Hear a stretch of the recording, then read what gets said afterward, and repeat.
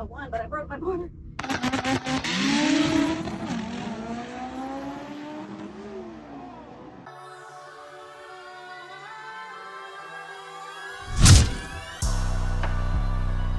All right, so if you guys missed it, the second round of eliminations, I did a 1-2-1. I just got a little ahead of myself and got too excited, didn't take my hand off the shifter like I normally do and push it to the side. Did my first 1-2-1 and blew the motor. So it is actually a couple hours later. We're gonna see if we can pull this motor out tonight and open it and see what's wrong and see if we can get it back together in time for the street car takeover. I know it's a tall order to ask.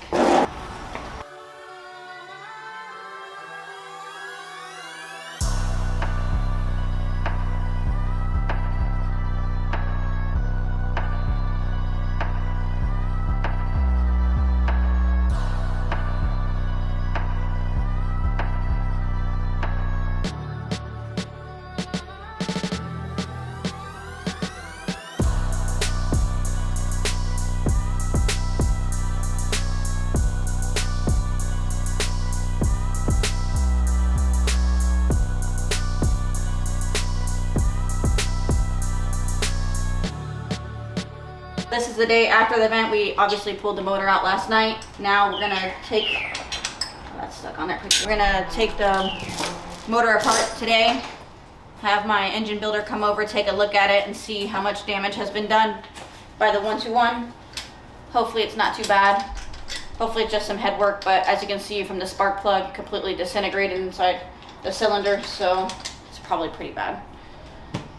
I'm pretty sure the cylinder 4 is done, so.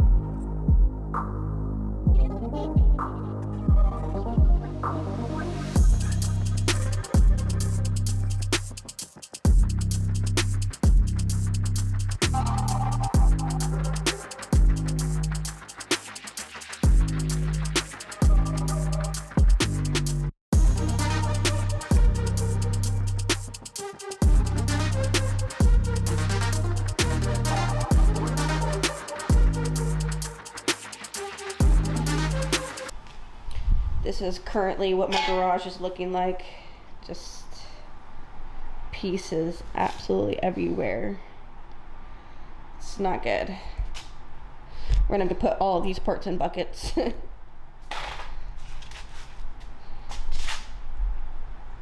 Today is Monday, a week after I did my 1-2-1 money shift. Obviously we had everything disassembled the Monday right after, like the next following day.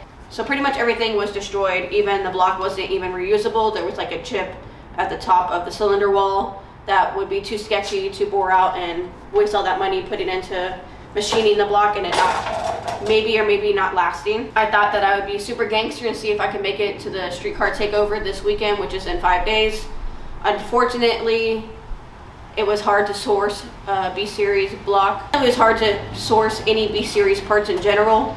I ended up talking to my engine builder, and he kind of made me realize that it's better off to just build something properly instead of trying to rush everything.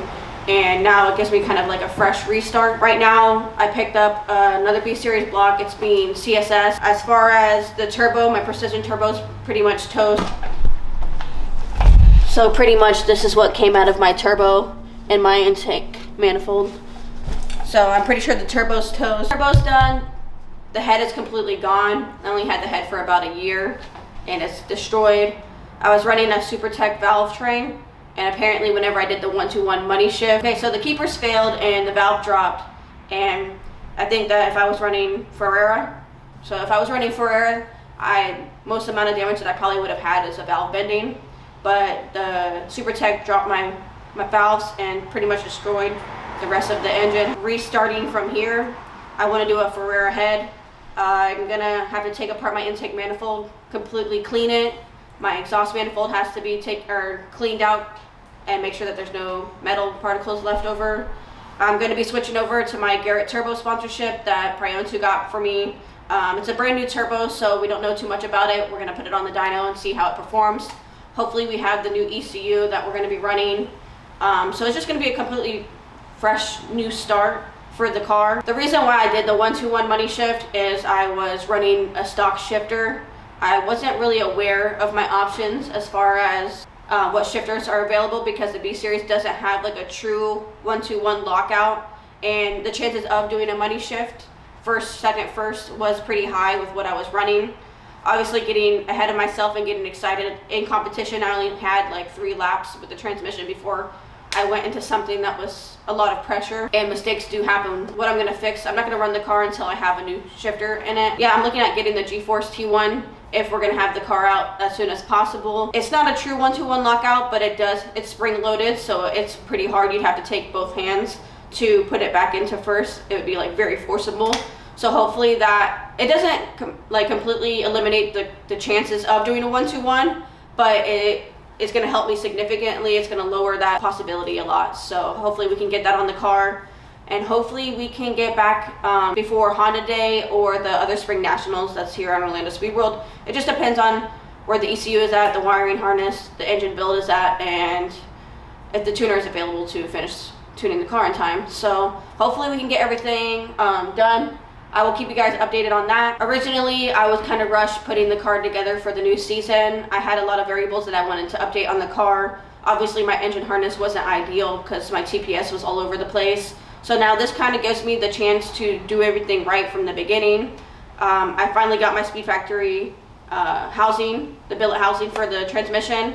So instead of running the makeshift one that we had, a lot of people will be happy that I'm being cautious and safe by running the billet housing so nothing happens to me or my car. Hopefully we'll have the chance to get a new seat. Obviously my seat isn't ideal. We can put the Kirky in there, adjust the steering column and the steering wheel, get a better steering wheel that doesn't flex when I'm driving, because obviously it looks super sketch. With the shifter, I was told that the EK shifters sit really far after it hits the dash, so we'll move it back. It'll be easier for me since I have short arms, be more comfortable whenever I'm driving, and just a lot of things will be more comfortable for me as a driver. As soon as we hear back from the guy that's doing the CSS to my blocks, we'll have a lot more updates. We're going to be moving pretty rapidly, so don't forget to stay tuned and like and subscribe.